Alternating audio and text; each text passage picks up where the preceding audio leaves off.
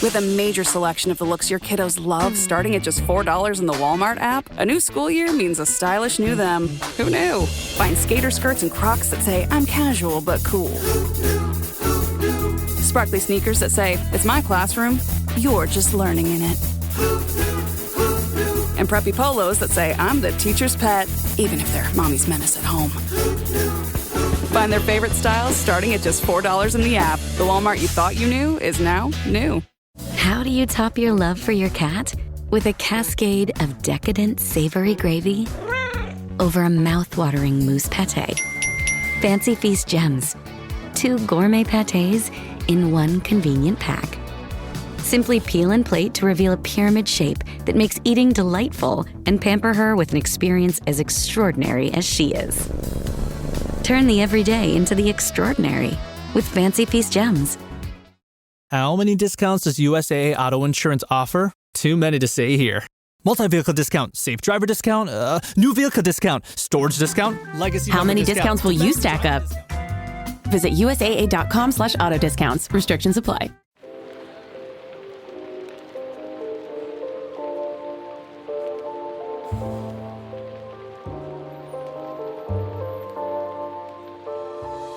Welcome to Book Talk for Book Talk with Jack and Amy, your besties with a literary podcast that deep dives into your favorite novels. This is Jack. And I'm Amy. We're currently taking a break from our Crown of Midnight season to talk to author Hannah Nicole Maehrer about her latest book, Accomplice to the Villain, book 3 in her series. Hannah Nicole Maehrer, or as TikTok knows her, Hannah Nicole May, is a fantasy romance author and book talker with a propensity for villains. When she's not creating bookish comedy skits about villains and assistants, she's writing to Taylor Swift songs. Her biggest passions in life include romance, magic, laughter, and finding ways to include them all in everything she creates. Most days, you can find her with her head in the clouds and a pen in hand. Welcome, Hannah. Hi! Yay! I'm so happy to be with you guys. I am thrilled. I am so happy. I am recovering still. Like, did you see what I posted last night about, like, DC? Yes, I did. Listen, that is a well-loved paperback. I feel like it's an unpopular opinion, but I abuse my paperbacks. Like, Me too. They go through it. And I like that they go through it because it looks like it's been loved. It looks like it's been... It's not even the right shape anymore. Like, it doesn't even... It is the right shape because it's yours. But I have a rule because, like, paperbacks I will destroy, but then I have other things, like this one. Yeah, like hardcovers, I am the same way. Hardcovers, I'm like, you are precious, you sit on the shelf. Paperbacks, I'm like, listen, you and I are going on a ride together. Well, what makes this one extra special, for whatever reason, I felt the urge to buy the French edition. I love the French edition. And they did such a good job. It's so beautiful. It's so beautiful. I saw they gave me a copy of the second one because when I was in France, it was about to come out. It hadn't come out yet. So they were giving like advanced copies to people at the events we were at. And I didn't realize it wasn't out. They're like, oh my God, I'm getting this copy now. And I was like, is it not out yet? I was like so confused. And I was like, oh my gosh. But I was like staring at it like this, like, wow. And the poor people in line were like, have you not seen it? And I'm like, well, yes, but on the computer, it's different. It's foil on a computer. I was like, my God, like, it's real. When's I'm sure there's going to be the third Accomplice. These A's are going to screw me up. I want you to know. Listen, you could say whatever you want. I'm like, you're right. They're going to do an Accomplice version too, right? I'm guessing. Oh, I'm sure. Yeah, I'm sure. I'm excited to see what they do with like a blue color because I'm the blue. Yeah. I'm not like picking favorites. The blue is my favorite color. Oh, so I am picking favorites. That was a lie. And book 3 is probably my favorite in the series thus far. So it is. Don't tell the others that I said that. I don't want this to come off as like me kissing your ass or anything like that. And I hope you know I wouldn't. I would just like hype your ass, not kiss it. But like, yeah, I do want to say that this is my favorite book. Really? Yeah. When I closed it was such a like, oh, this is great. This is not only is it all around, I mean, we're going to go into our questions, but like the characters, the plot and everything, but like you as a writer have also like really developed and grown into your own too. Thank you. It's been really nice seeing that progress. That is nice. Thanks. I'm going to cry. Thank you. I completely agree with Jack. I mean, and I'm not trying to so you also feel great because of me. But yeah, I think you can tell off the bat the complexity of your characters has increased tenfold. They're gripping to start with. And not that Evie and the villain were not in You don't have to give disclaimers. Say whatever you want. They were next level. I appreciate it. Thank you. We're just so proud of you. I'm gonna cry. The goal was to get better with each book, so that makes me really happy. I was like, I'd rather the series get better with each book than like the opposite, progressively worse. I think third books are also pretty scary because this is a 4-book series, right? Yes. As of now, it's 4 books. Unless these nincompoops change it. That's like the last thing that you have. Spoiler. Because truly, you just never know. Yeah. And I'm not going to say anything else. I know when I read that last line, it was in your voice. Yeah. This is something Hannah would say. I put it, and I had originally until we meet again. I was like, I don't want to be a liar though. If like that isn't. Yes. I was like, no, let's be honest with everybody. Right now. Like these idiots might take me there. I don't know. Yeah. I was like, who knows what they're going to do in the next one? I might who knows? Really? You don't know. I certainly don't. No, none of us. Why would I know? We're not privy to these things. They just decide it. No, they really do just like kind of make all the decisions. In book 3, all like truly very little of it was planned. Like they just kind of decided everything. And I was like, I feel like... Did you pants it? I pants all my books, but there are points that I hit within the book. So points are hit. But random stuff happens between those points that I'm like, okay, confused. That's a new journey. That's a choice. Yeah. I'm just here to support you. And that's it. Amy, do you want to go for the first question? Because I want to say the second question. Okay. Oh, intrigue.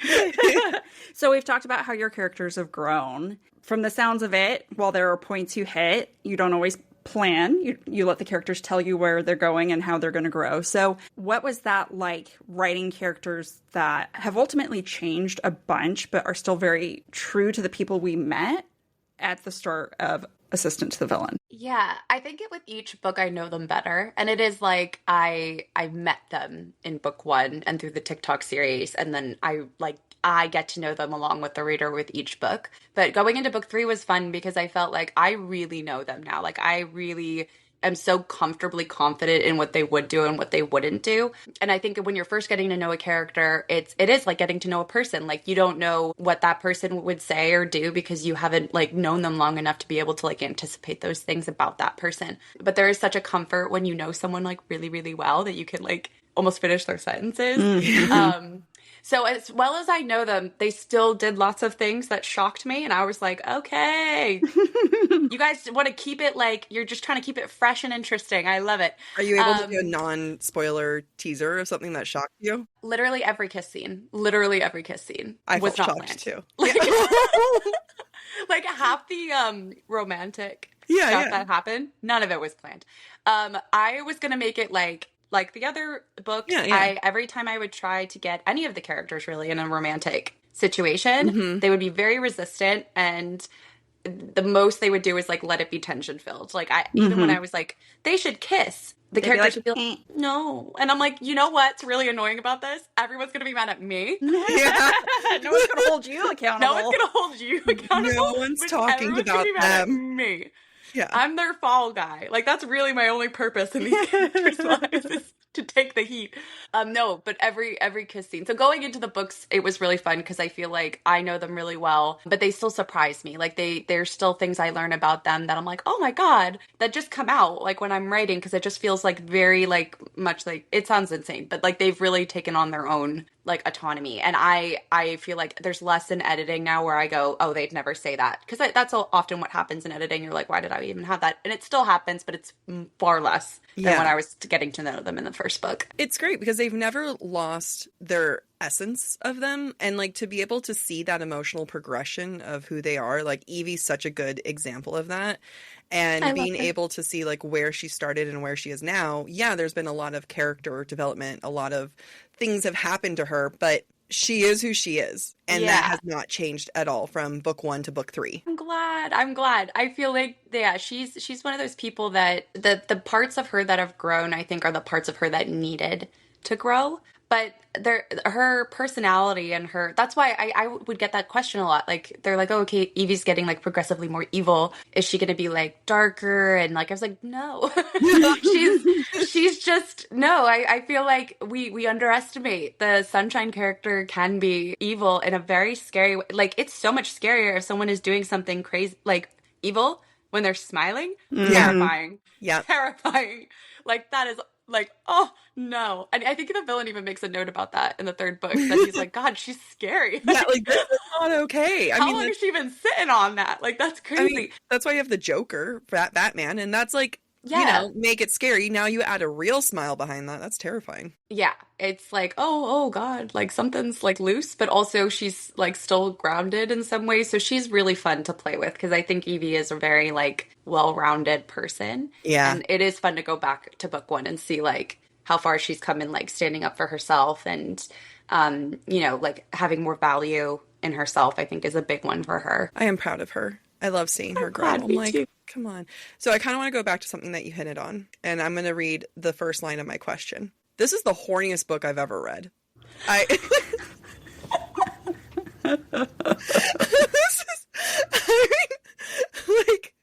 the spiciest of books have nothing to do with this. It's like, like nothing compared. Like, just wait, I feel like flattered. I mean, like, it was like I was blushing and kicking my feet like every time that like. And I'm not going to give spoilers away of like how their relationship progresses or anything like that. But, you know, like you said, there is kissing, because now it's like they just like they know that they want each other. Yeah. Mm-hmm. They know that. It changes the game completely when they've like kind of like let that exist and be like known. It reminds me of something that we actually talked about in our first time we interviewed you, when the first book had just come out. And I can't remember if it was like on the podcast or after, but I remember talking to you being like, well, how are you going to tackle some of the more sexually mature conversations? Because there's such a tone. Oh, I remember this. Yeah, I remember this tone that you set for the book. And like, it's not YA at all to me, but it's also, you're not going to get hardcore, explicit. Yeah, it doesn't really give that. Yankee Stadium. Could you imagine? Like, it just goes to like crazy, explicit. Like X-rated. Yeah. And that's something that I honestly have been, since that first conversation, I have been thinking about it every single step of the way, because I'm just like, me too. How do you nail that tone? And I will say, for whatever happens, because I'm not saying what does or does not happen, you did it. You did. Thank like you. It feels again natural to this setting, because you created such a fun fairy tale-esque place. Not fairy tale-esque, it is fairy tale, but I like the esque. You could say esque. You're perfect. Say whatever you want. Thank you. So how did you come about that? Because I know that was something that was on your mind. Yeah, it was something that I thought about from the beginning, and my attitude on it never changed. It was always, I'm going to do what feels natural and right, and I won't do anything else. I'm not going to do anything because somebody wants. Because I get this question a lot, and I never fully answer it because I didn't know the answer for a long time. Like, I didn't know how far it would go, or like how explicit anything, if anything does happen, like, will it be explicit or like will it be mild? I have no idea. And I didn't want to answer it because I was like, I genuinely don't want to tell you something and then do something else. So I always would say, I'm going to do what's right for the characters and what feels right, because that's always been my attitude. And then when I was going in to write book 3, I really went into it with the same mindset I went into the first 2 books. And I'm used to the characters being very resistant to any like actual physical intimacy. Like the hand brushing. Yep. They do that. Like just like eyeing each other.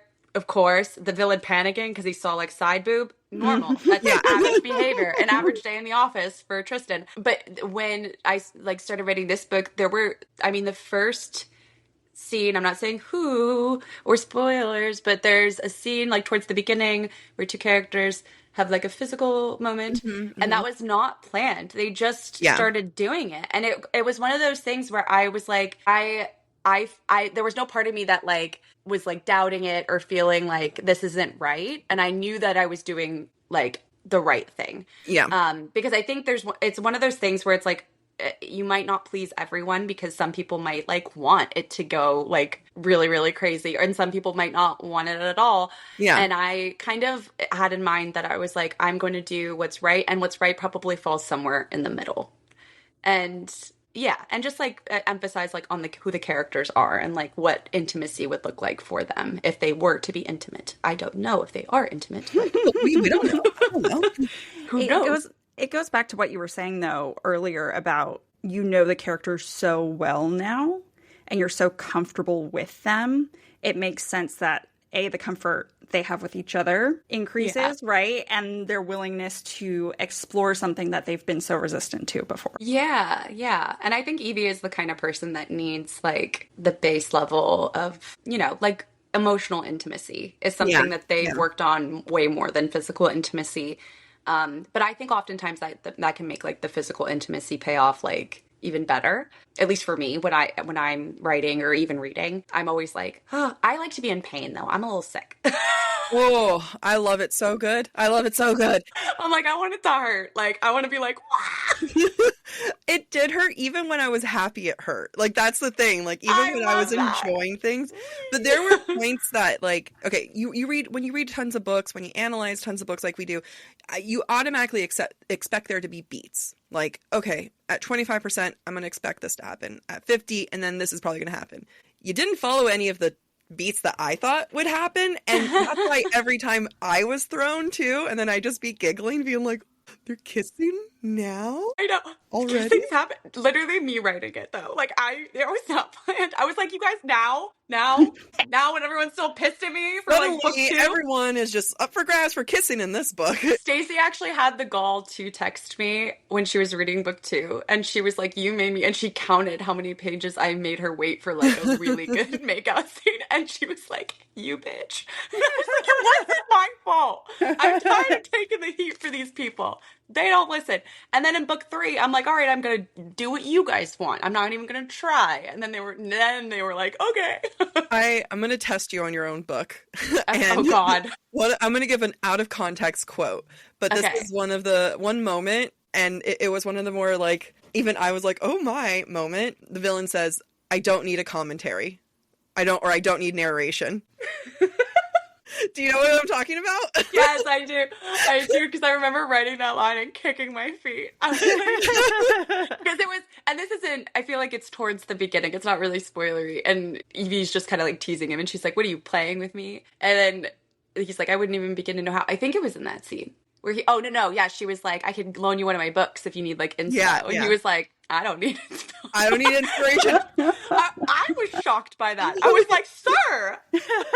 Innuendos between the two, and not even innuendoing, just flat out being like, hey, it's been a while, sir. Like, oh no, for both, like, truly, and to the like office's reaction to them, I feel like everyone's like, can you guys just do it already, because we really can't take this. You're not being subtle at all. You're being gross. Like, I need you to get a room and go away. Like, take this somewhere else. Like, I feel like Gideon especially is like, he does not want to hear anything from that. No, he's like, this sucks. So funny. Yeah, horny ass book. Fucking love it. Thank you. Can I quote that?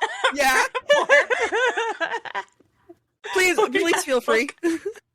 That's beautiful. Honestly, the best blurb I've ever gotten.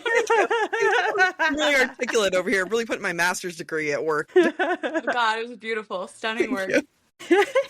So maybe on a more serious side now, because we gotta keep it interesting here. Yeah. We've talked about Evie and her growth, and one of the things that really impressed us is how brave she is with her emotions. And even both internally and externally, right? Her confessions and what she's willing to grapple with can inspire on a personal level. So one of our questions is, for the small beats that you do plan, was this among the planned ones that you hope inspire others?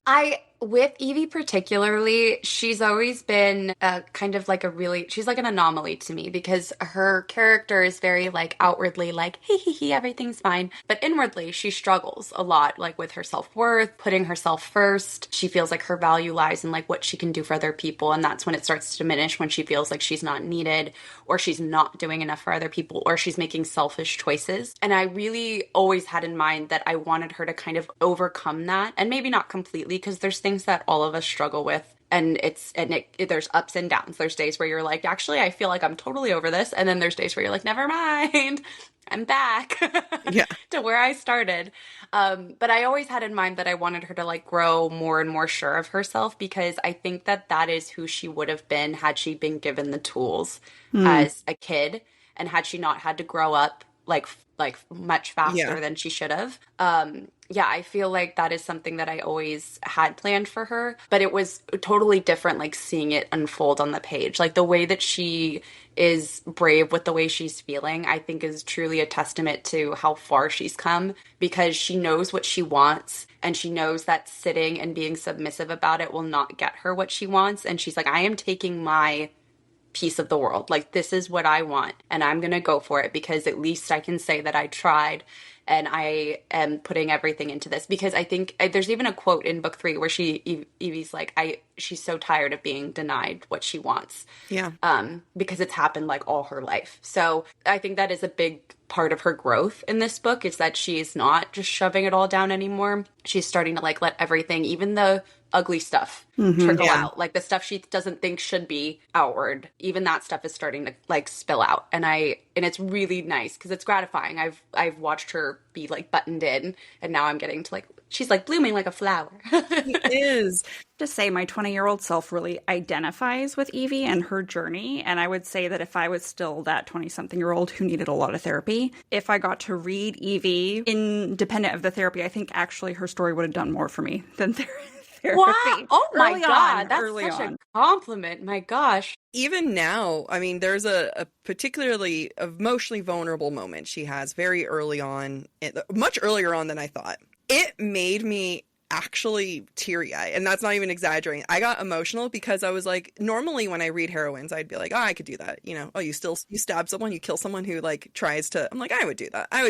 This was like the first time in a long time that a heroine has done something that I was like, I couldn't do that. I wouldn't. Same. And that made me so scared. I actually love that you brought up that scene, because I went back and rewrote that scene in editing, like almost towards the end. Like I wasn't originally going to have it that soon, but rereading it, it felt like it just came out while I was rewriting that one section. Yeah. And I was almost like, oh, whoa. And then I was like, nope, actually that tracks. Like that makes total sense for her character. And for Evie's a very brave person emotionally. And their emotional vulnerability is a whole different kind of brave than like, there's such a bravery to like running into battle to like physically protect the people you love. Like that is a whole different level too. It's emotional bravery is something I think that is a big touch for me, because it's one of the more like real things that comes back to our world and stuff that we have to do. Because I don't often have to like ride a dragon, unfortunately. Yeah. I'm waiting any day now. But like being emotionally brave is something I think we all have to do it at some point in time in one way or another. And I love that you pointed out that scene, because I was so happy with it at the end. I was like thrilled. And I just liked that she was just like, nope, I'm going to tell you right now, because you deserve to hear it and you don't have to say anything back. I'm just going to say it. And I was like, you're really cutting him off right at the knees, girlfriend. I love it. I was like, you're going to take him all the way down. Yeah. It really, I love the way you say that, where it's like, there's so many things to fantasy books that like, you know, someone killing someone else to save their, you know, friend, family, lover, you know, I can sit here and be like, I could do that. But like, you know, hopefully I don't actually see that in the real world. Now, me being emotionally vulnerable the way that Evie is daily, I could be facing that. So it does kind of make it more jarring in many ways than I'd say than your like, quote unquote, you know, standard, you know, super high intense romantasy. I mean, they kill people here, so I don't know what I'm thinking. Like they still, I know they do. But it's like cutesy. Which makes it okay. You do manage. Like I mean, that's actually one of our questions later. So it's great. You make murder cute. Oh, you guys keep giving me good blurbs. Horny ass book. Yeah. Horny ass book. And I'm still waiting for you to use the one, like, I gave you inspo book 1. So one day, maybe book 4, I'll make it. My personal phrase is revive 2 birds with 1 breath, because why are we going to kill metaphorical animals? Oh my God, that's hilarious. And you were like, I'm going to use that. And I was like, I give it to you. Shoot. Wait, all right. You got another book to write? I know, I was like, book 4. Yeah. Going in there. That's like my go-to is like, you revive 2 birds with 1 If you breath. get a random text like, hey, I did it. That thing? Or I have a paragraph to show you. I would freak out. Perfection. That would be my 2 truths and a lie that I would hope. They talk about birds in book 3 too. That would have been perfect. God damn it. It's all right. It's all right. There could be birds in book 4. There will surely be birds. Yeah. There probably will be also there's books. a bird. I'm sure there's a bird that can be there. That could be there. And if there isn't, we will make one. Yeah. Or somehow 2 we're to make the joke work. 2 birds. We got to revive 2 birds with 1 breath. Because I can even hear it. Because you don't want to kill metaphorical animals, sir. Yeah. He doesn't even want to kill the real ones. Like, I know. he'll kill people, but like ducks, no. I know. He's not a psycho.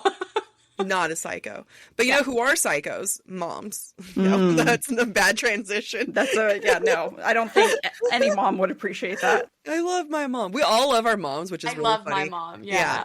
Which I know you love your mom, which was funny reading this one because moms are such a heavy subject in this book. And even the different ranges of moms, right? Like, you know, there's different things trauma that moms can bring.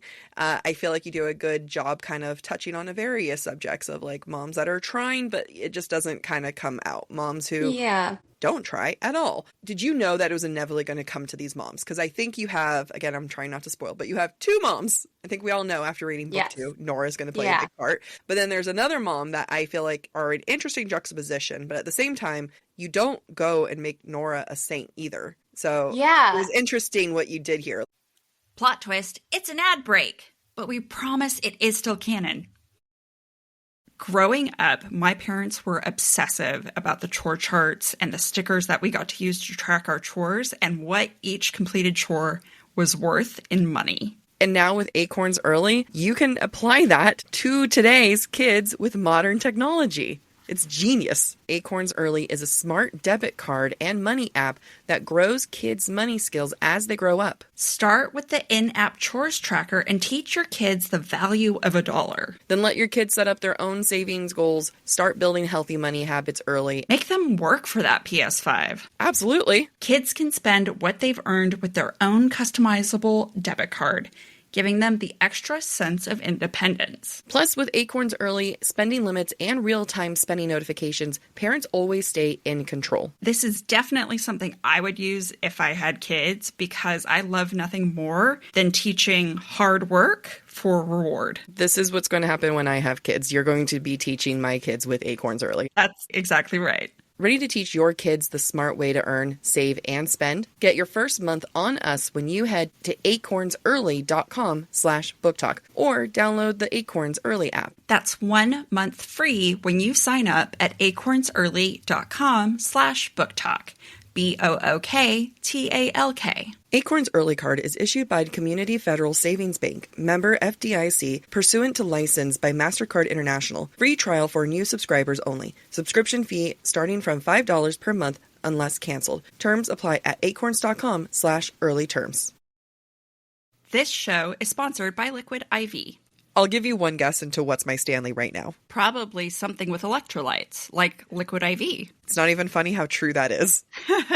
Liquid IV is scientifically formulated to help replenish electrolytes and fluids lost from sweat or exercise, which is perfect because I am both sweating and exercising this summer. It has 3 times the electrolytes of the leading sports drink, plus 8 vitamins and nutrients, all in a single stick. And guess what? They've got Orange Vanilla Dream Hydration right now. It is so nostalgic. Makes me think of summer instantly. The fact that it has 100% daily value of 4 essential B vitamins, B3, B5, B6, B12, it's an excellent source of vitamin C, and it makes me just feel like I've really accomplished a lot just by drinking one of these. Powered by Liquid IV Hydroscience, Liquid IV replaces necessary nutrients lost from everyday dehydration, and it doesn't matter if you live somewhere dry or humid, trust me, you're dehydrated. Just 1 stick in 16 ounces of water hydrates better than water alone. alone. It is always non-GMO, vegan, gluten-free, dairy-free, and soy-free. And if you're like me and are sensitive to everything, it is fantastic. Savor the last bits of summer with Liquid IV.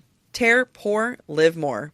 Go to liquidiv.com and get 20% off your first order with code BookTok at checkout. That's 20% off your first order and code BookTalk, BOOKTALK, at liquidiv.com. My cat Freddie loves to be brushed and cuddled. But stirring up his cat allergens meant sneezing and itchy eyes. Then I found Purina One Live Clear. It's cat food that reduced the major allergen and my suffering in as little as 21 days. Now, we feel closer than ever. If you have issues with cat allergens, you really need to try Purina One Live Clear. Try new Purina One Live Clear today. Purina One, a difference from day one. This episode is sponsored by Friskies, who would like to tell your cats hi. Now, if that didn't get your cat's attention, there is one thing that always does the trick. Just pour some Friskies crunchy food in the bowl and you'll hear those paws come running. Works every time. With so many Friskies choices, you can always bring your cats running from their secret napping spots. There's always more to explore. See for yourself at friskies.com or visit your local store. I wasn't positive like what her character was going to like do and be like until I sat down to write it. And it was like very organic. I don't think I could have forced just like an amiable, like everything's fine now because you're back and we're a happy family again. Because it was like not realistic. And I think Evie would not do that. Like she's such a person that has such a loyalty to everyone, and she puts like all of her needs aside, and it's just such a smack in the face when a person does that and then they get left. I think in her head she's trying to like juggle between the fact that she's so happy that her mother's alive and well and understands that she faced similar traumas at the hands of the same person. And that's sort of how she forgave Gideon similarly. Like she felt like, yes, you did a bad thing by not coming back, but we've both been hurt by the same people. And you were the only person that understands the way I hurt being hurt by that parent. Yep. So it was a good tie for her to forgive him, but it's different with a parent. It's very different because she's like, you were my mother. Like you were like, her job was to take care of her children. And at the first sign of like, I can't do it. And it's real because, you know what, becoming a mother doesn't mean that you're not going to struggle with mental health or any of the other troubles that Nura struggles with within this book and then in the past. But I liked going back and kind of dredging it all up because it fed Evie's character. It made it like everything about it. I was like, yeah, of course. Like naturally, Evie's smiling all the time as a kid because her mother is like has such up and down mood swings. She wants to be the one bright spot for like everyone in her family because she likes when everyone is happy. And so from a young age, she thought like if I'm not smiling and happy, something bad will happen. And something bad did happen. But yeah, I think I had a friend reading it and said the same thing. Like, I didn't know it was going to be like that, you know, like that sort of rub between Evie and her mother. And I was like, I didn't really either until they started talking.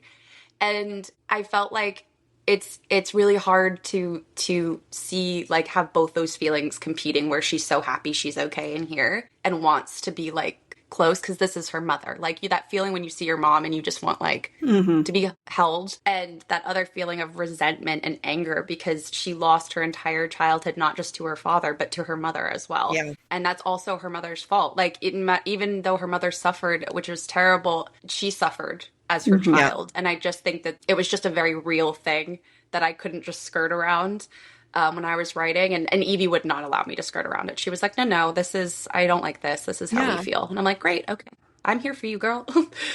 I have a theory that I've just come up with that authors kill off parents because they're not ready to face the disillusionment of parenthood and the humanization of their own parents, right? Yeah.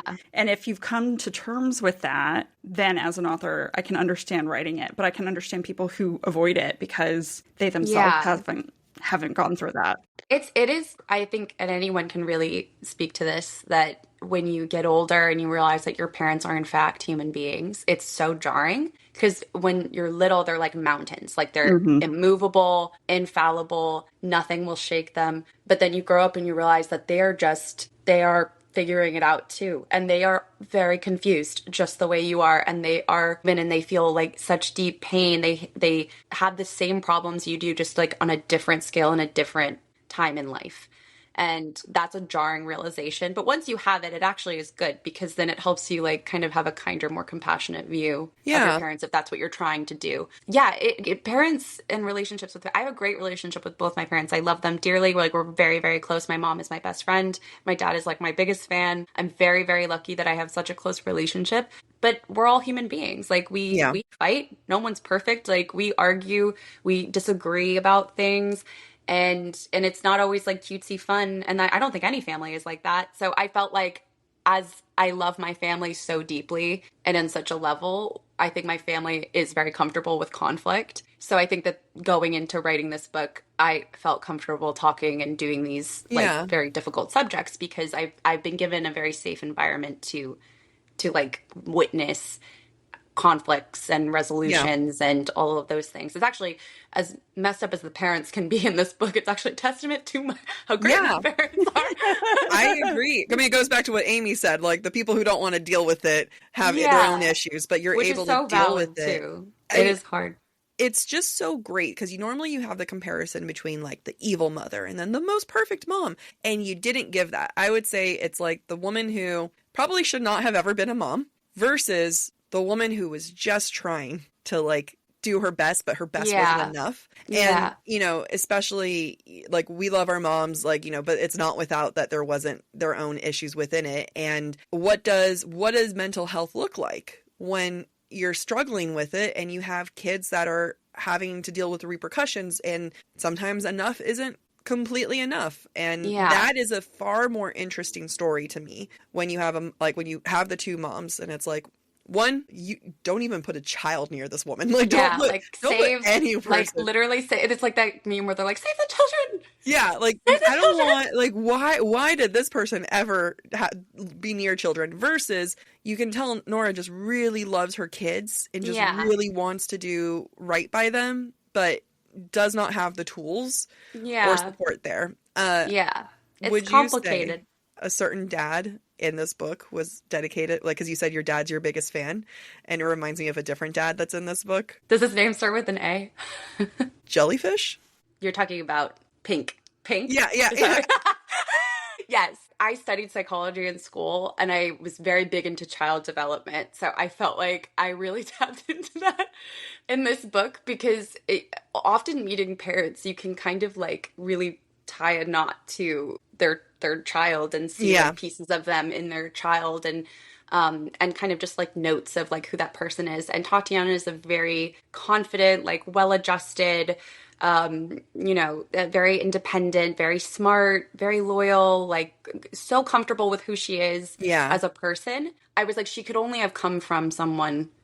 I'm not saying you meet anyone, but if you were to meet anyone, then you'd be like, come from someone that would make sense. Also well-adjusted. That would make sense. Also well-adjusted and like quite loving and supportive of that kid. So there was a lot of parents in this book.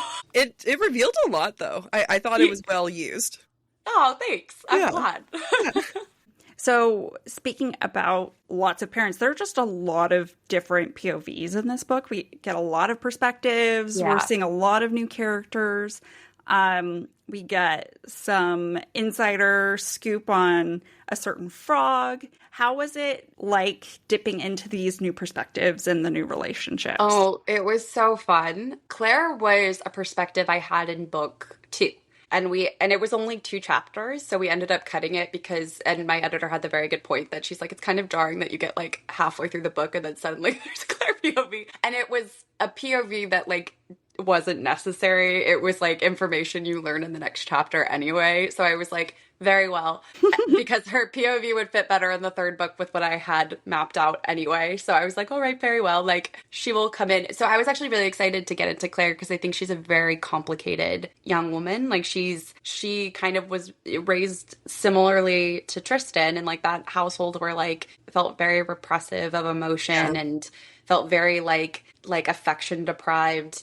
And he grew up, they both are very similar, if they'll deny it because they're brother and sister, but like they are very similar as people. And I think Claire on the other end and Trystan on the other end, where Tristan's like, evil, I'm evil, this is evil, yes. And Claire's like, no, I want to be a good person. I feel like I was told this was bad.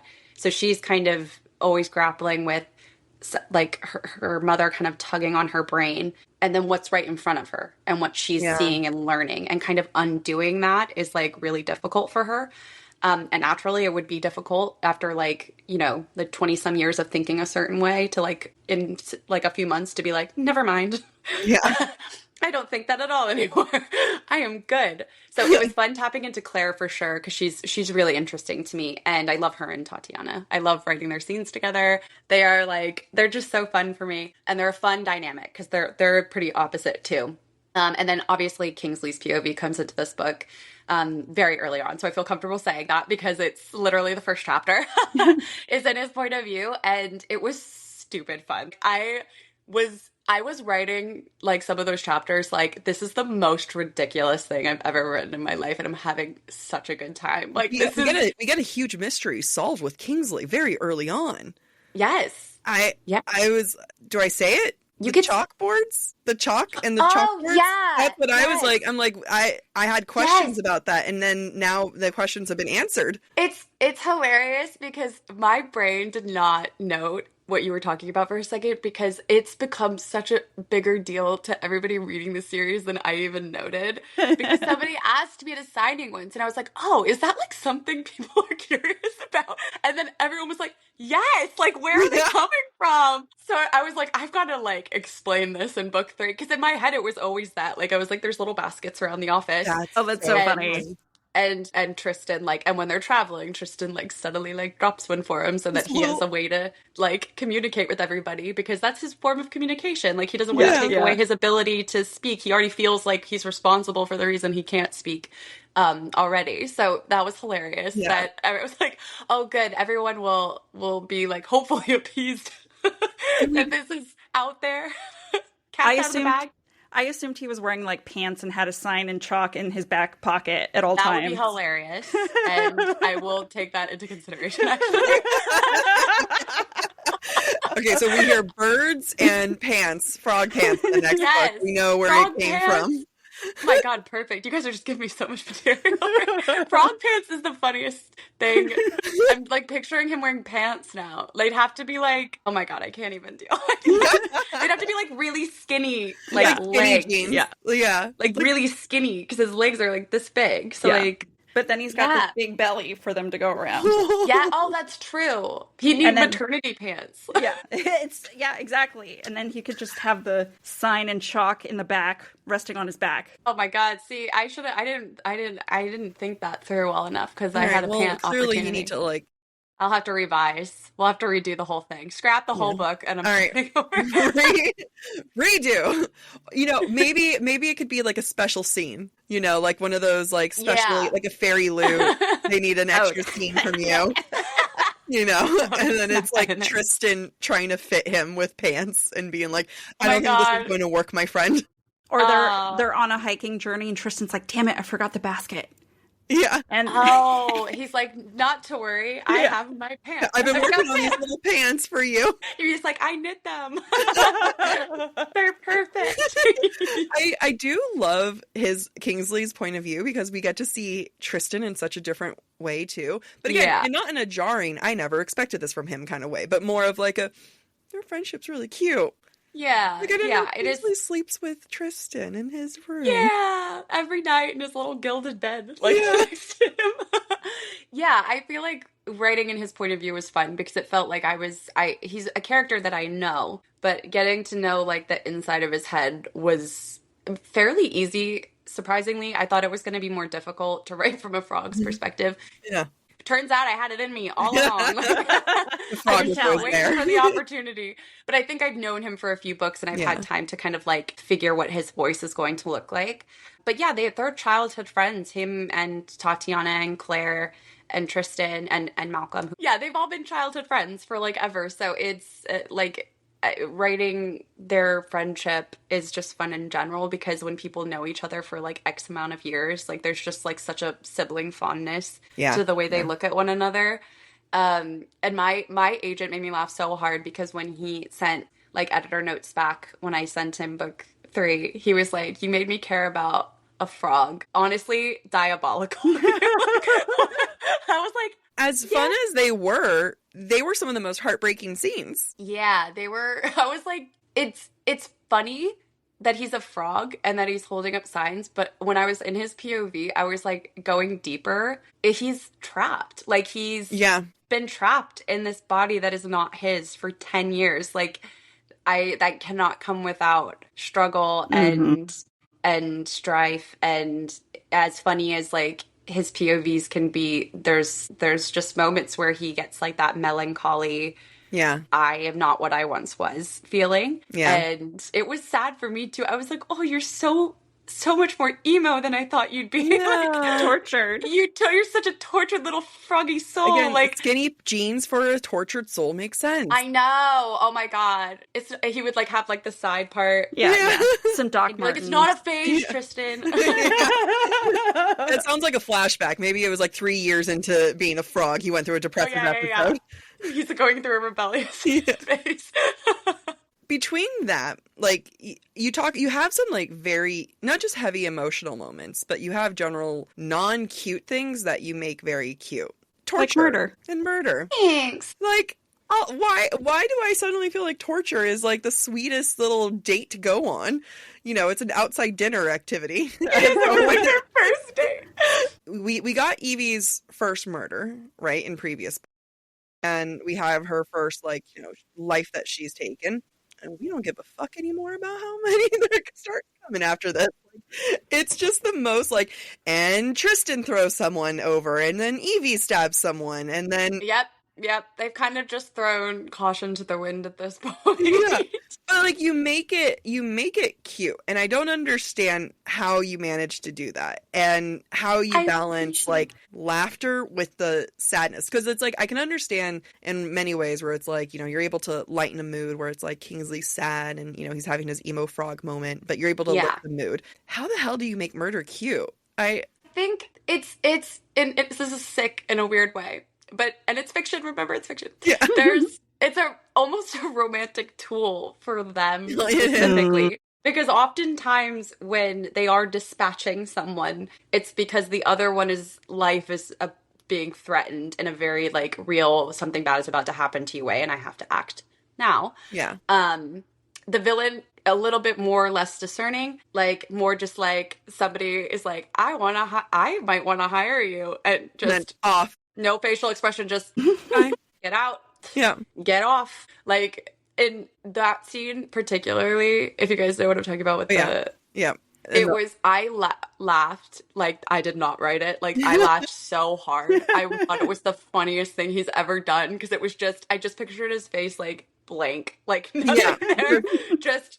Every time he really loves pushing people off things, because there was another water, you know, alligator filled moment. Any really opportunity to give someone a little shove. It's like, throw them overboard. He's gonna take it. Yeah, I would like to. That should be my next thing. I'm gonna listen to the audiobook, and every time he shoves someone, I'm gonna take a shot. Oh gosh, they'll die. Don't die. You'll die. Literally, he does it like every time. He does do it all the time. Oh my gosh. Yeah, I feel like it's not difficult, but I think it's just because that's the tone of the books, is that there's like heavy weighted scenes with certain things, and when the characters are like processing emotions, but they work in a villain's office at the end of the day. So there's natural dangers to that. As their relationship progresses, like they're, you know, more in tune with one another, and just kind of like, oh, dagger here, throw a person here, throw them off there. Yeah. Evie's more like, if someone's threatening you, I'm in and I'm going to help you. And Trystan's more like, if somebody hurts your feelings, they're going over. Yeah. Yeah. I don't care what they I don't said. care what the over is, they're going over it. If they're disrespectful, out. You're going over the edge. Trystan is among, I would say, top contenders for Jack's future boyfriend because violence is a love language, and she often asks, would you kill for me? That's true.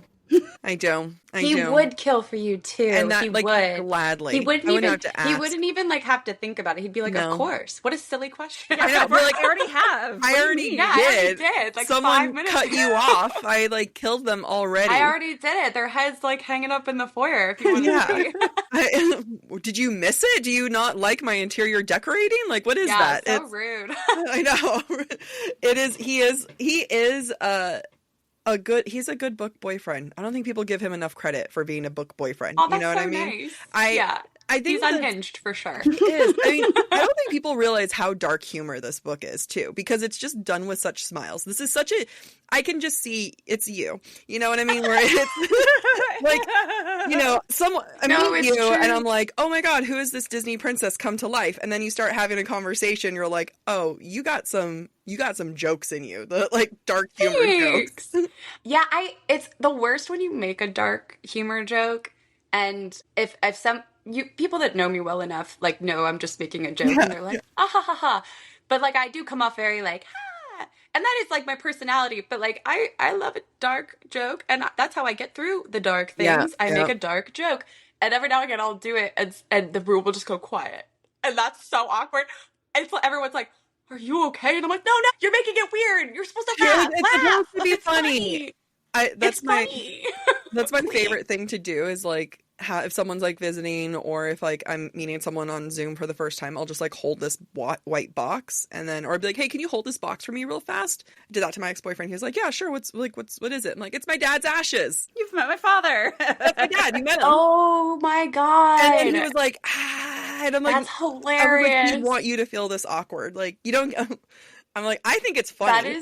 I think that's funny. And anytime someone else makes a dark joke, I just look at them for the vibe. Because I'm like, are we laughing at this? The vibes did not vibe. It was not a vibe. Oh no. Yeah, we're not You're together. supposed to go with the vibe. You're supposed to follow the wave. Like, when you have to sit there and explain, being like, this is his sense of humor. He would have loved this. It's okay to laugh. I do a thing where somebody makes a dark joke to me. I laugh immediately. And I also go, are you okay? Yeah. Do you need to talk to someone? Great therapist, and I'm, like, I can recommend. Saying it while I'm laughing, because I'm like, if they say yes, I will stop laughing. Are you okay? I'll be no. Let's chat. Like, oh my God, are you all right? I can pull it together. We can talk. Yeah. I'm gonna reel it in. So, are there? This episode comes out the day after this book's released. So we're in the future. Yeah. Hi, guys. I hope you read it already in this 24 hours. But what is to come? When's book 4? That's the first thing that I'm asking. I can't speak to the definitive date of book 4's release, but it feels like we're going like yearly releases. I feel like that's how long it takes me to like produce a book that I am very proud of. Yeah. At least specifically with this series, just because I feel like so much more and more goes into each book. That I don't anticipate, because like in the first book I'm like setting the stage, like it's building the world, like it still took me a hot minute, but it wasn't like there's so many moving parts happening. It was more just like, I'm planting a seed here that no one's gonna know, I'm planting a seed here, no one's gonna know that either. and that was really it. So book 4 is something I'm already started working on, and yeah, I feel like there's lots I want to do within this world. And that's all I'm allowed to say. Okay. All right. That's all you're allowed to say on camera. Yeah. Once we hit stop record, then say more. Wait. You shouldn't be putting that out. Like, you're recording the fact that she's about to spill secrets. That's like bad villainry. We're gonna talk about like secret handshakes. Yeah. Secret handshakes that include dates and and ideas. No, she's the ultimate villainess. So let's make this an evil episode where we say we're going to find people out. say that, and people are like, "You're evil," and I'm like, "Thanks." Evie would love that. Yep. Evie tries. Evie wishes she could be your level. So yeah, where can people find you? Hannah Nicole Maehrer. Yeah. That's the Hannah Nicole Maehrer on everything, because my last name is like really long and has far too many E's for a one-syllable word. Hannah Nicole Maehrer on TikTok, on Instagram, YouTube. I am on Facebook. I never use it. Yeah. If somebody messages you on Facebook and says they're me, they're not. Good They to are know. not. They might have my picture, but they are not me. I need to go decline that friend request then. There's that I literally just like accepted. 6. Last time I checked, there were 6. I haven't checked in a minute, but there's like so many fake Facebook accounts. It's almost like flattering. Almost. Not quite. I almost feel like, wow, me? The next Instagram burner account I'm going to make is just going to be a fake you.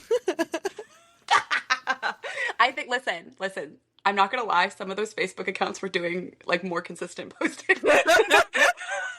So I was like, listen, I might just let you go. Do your thing. It's free labor. It's free Don't care advertising. being one of the people that's like, "Hi, I'm Hannah Nicole Maehrer. Can you send me $100 through gift cards on it?" Oh my God, that drives me so nuts, because I'm like, first of all, like, good gravy. Like, don't do that. That's so icky. I hate the scam people. That's the only time I get like truly annoyed. I'm like, if you post one of my videos, it's annoying, but I'm not like, ah. Yeah.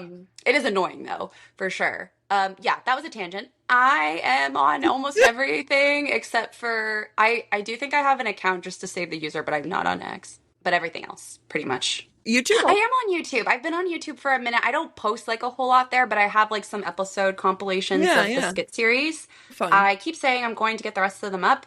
And then I keep making more videos. So it becomes like this endless cycle of like, oh no, well, going up the hill. This is going to take me a really long time. Yeah. I might like move over there at some point and do more, but that's what's over there right now. That's a future you problem. That's a future like. Hannah problem, not a current Hannah problem. No. Well, thank you so much. Thank you guys. Always love having you. Always I love love seeing being you. with you guys. I'm crushed that we're not seeing you again till February, but that's too long. I know. You should come here. Done. All right, someone booked my ticket. Okay, so we're gonna stop recording so you can tell us some spoilers. Yeah, sorry. All right, bye. Bye.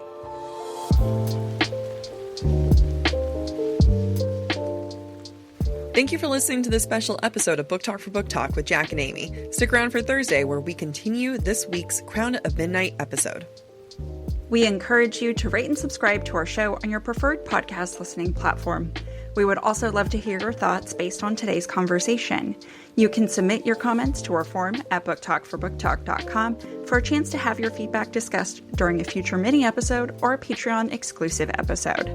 If you're enjoying the podcast, please visit our website, booktalkforbooktalk.com, to view our latest merch and learn about supporting the show through Patreon or Venmo.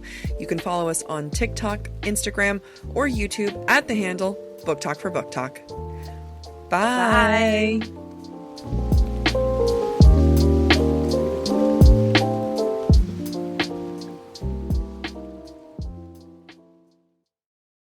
Growing up, my parents were obsessive about the chore charts and the stickers that we got to use to track our chores and what each completed chore was worth in money. And now with Acorns Early, you can apply that to today's kids with modern technology. It's genius. Acorns Early is a smart debit card and money app that grows kids' money skills as they grow up. Start with the in-app chores tracker and teach your kids the value of $1. Then let your kids set up their own savings goals, start building healthy money habits early. Make them work for that PS5. Absolutely. Kids can spend what they've earned with their own customizable debit card, giving them the extra sense of independence. Plus, with Acorns Early, spending limits, and real-time spending notifications, parents always stay in control. This is definitely something I would use if I had kids, because I love nothing more than teaching hard work for reward. This is what's going to happen when I have kids. You're going to be teaching my kids with Acorns Early. That's exactly right.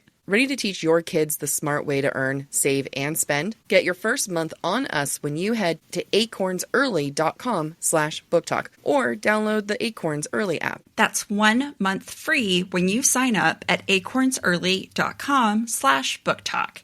BOOKTALK. Acorns Early Card is issued by Community Federal Savings Bank, member FDIC, pursuant to license by MasterCard International. Free trial for new subscribers only. Subscription fee starting from $5 per month unless canceled. Terms apply at acorns.com/early terms. This show is sponsored by Liquid IV.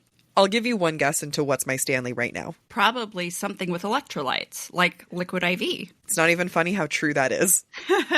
Liquid IV is scientifically formulated to help replenish electrolytes and fluids lost from sweat or exercise, which is perfect because I am both sweating and exercising this summer. It has 3 times the electrolytes of the leading sports drink, plus 8 vitamins and nutrients, all in a single stick. And guess what? They've got Orange Vanilla Dream Hydration right now. It is so nostalgic. Makes me think of summer instantly. The fact that it has 100% daily value of 4 essential B vitamins, B3, B5, B6, B12, it's an excellent source of vitamin C, and it makes me just feel like I've really accomplished a lot just by drinking one of these. Powered by Liquid IV Hydroscience, Liquid IV replaces necessary nutrients lost from everyday dehydration, and it doesn't matter if you live somewhere dry or humid, trust me, you're dehydrated. Just 1 stick in 16 ounces of water hydrates better than water alone. It is always non-GMO, vegan, gluten-free, dairy-free, and soy-free. And if you're like me and are sensitive to everything, it is fantastic. Savor the last bits of summer with Liquid IV. Tear, pour, live more. Go to liquidiv.com and get 20% off your first order with code BookTalk at checkout. That's 20% off your first order and code BookTalk, BOOKTALK, at liquidiv.com.